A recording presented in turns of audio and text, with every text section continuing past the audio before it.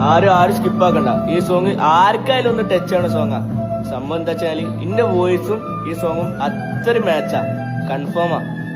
പക്ഷെ ഈ പടം കണ്ടോൾക്കുള്ളൂ ഇതിന്റെ യഥാർത്ഥ ടച്ചിങ് കിട്ടുക. ഒന്ന് മാറി നിന്നാ മറക്കുമെന്ന് അവനും, മരിച്ചാൽ മറക്കില്ലെന്ന് അവളും.